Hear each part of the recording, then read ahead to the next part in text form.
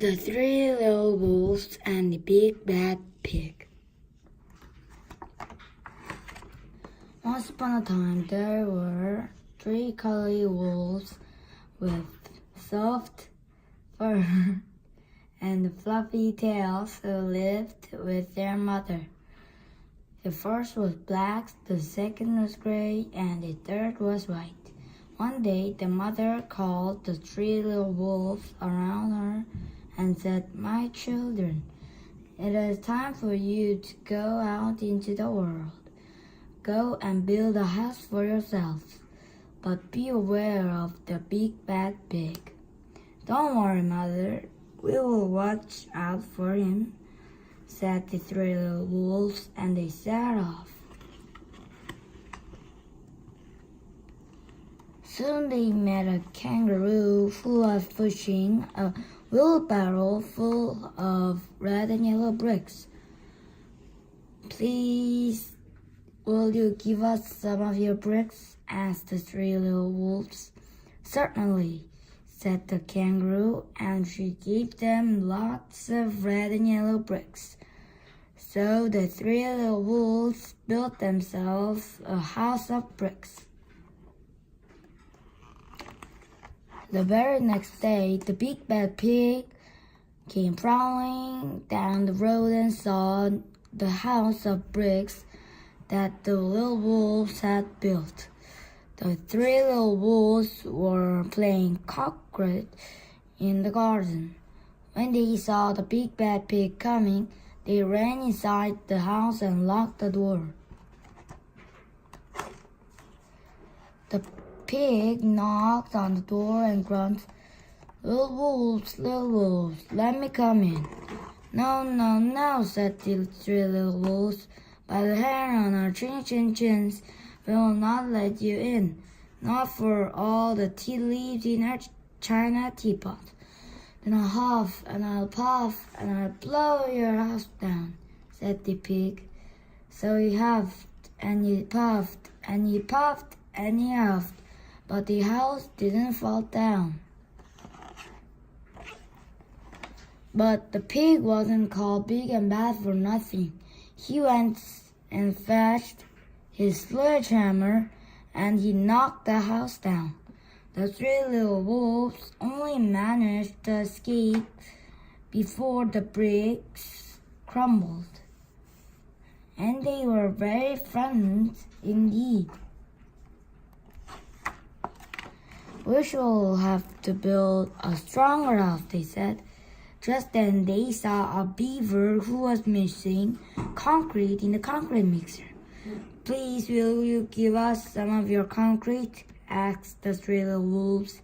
"Surely," said the beaver, and he gave them buckets and buckets full of messy, slurry concrete.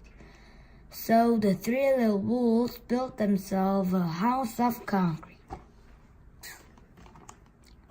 No sooner had they finished than the big bad pig came prowling down the road and saw the house of concrete that the little wolves had built.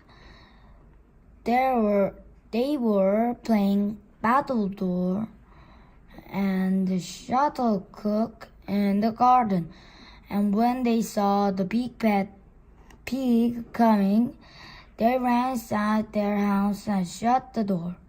The pig rang the bell and said, "Little friend wolves, let me in." No, said the three little wolves.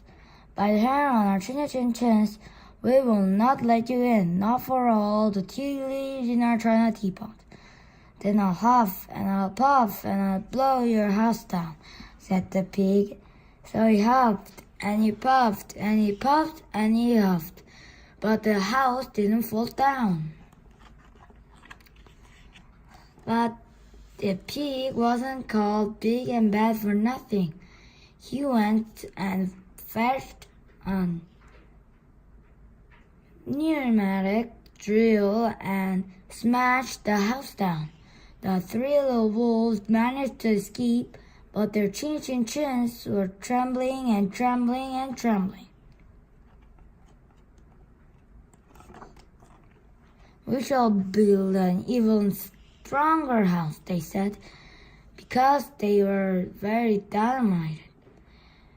Just then they saw a truck coming along the road carrying barbed wire, iron bars, armor plates, and heavy metal padlocks. Please will you give us some of your barbed wire, a few iron bars and armor plates, and some heavy metal padlocks, they said to the rhinoceros who was driving the bus. Sure, said the rhinoceros, and he gave them plenty of barbed wire, iron bars, armor plates, and heavy metal padlocks. He also gave them some plexiglass and reinforced steel chains, because he was a very generous and kind-hearted rhinoceros. So the three little wolves built themselves an extremely stronger house. It was the strongest, scariest house one could possibly imagine. They felt absolutely safe. The next day, the big bad pig came prowling along the road as usual. The three little wolves were playing hopscotch in the garden. When they saw the big bad pig coming, they ran inside their house, bolted the door, and locked the 37 padlocks. The pig dialed the video entrance phone and said, "Little friend wolves with a trembling chins, let me come in." "No, no, no," said the little wolves, "by the hair on our chins, we will not let you in, not for all the tea leaves in our tiny teapot." "Then I'll huff and I'll puff and I'll blow your house down," said the pig. So he huffed and he puffed and he puffed and he huffed, but the house didn't fall down. But the pig wasn't called big and bad for nothing. He brought some dynamite, lit it against the house, lit a fuse, and the house blew up. Three little wolves just managed to escape with their fluffy tails scorched.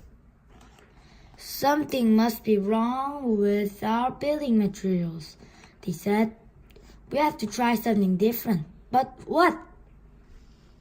At that moment, they saw a flamingo coming along, pushing a wheelbarrow full of flowers. "Please, will you give us some flowers?" asked the little wolves. "With pleasure," said the flamingo, and she gave them lots of flowers. So the three little wolves built themselves a house of flowers.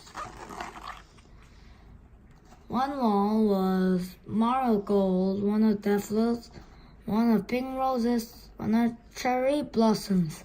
The ceiling was made of sunflowers, and the floor was a carpet of daisies. They had water lilies in the bathtub and buttercups in the refrigerator.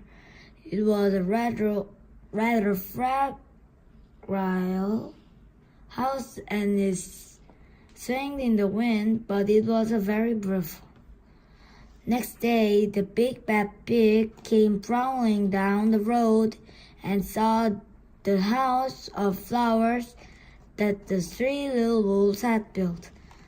He rang the blue bell at the door and said, "Little frightened wolves with the trembling chins and scorched tails, let me come in." "No, no, no," said the three little wolves.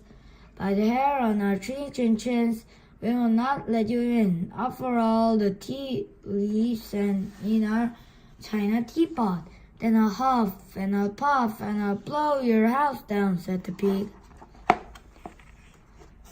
But as he took a deep breath, ready to huff and puff, he smelled the soft scent of the flowers.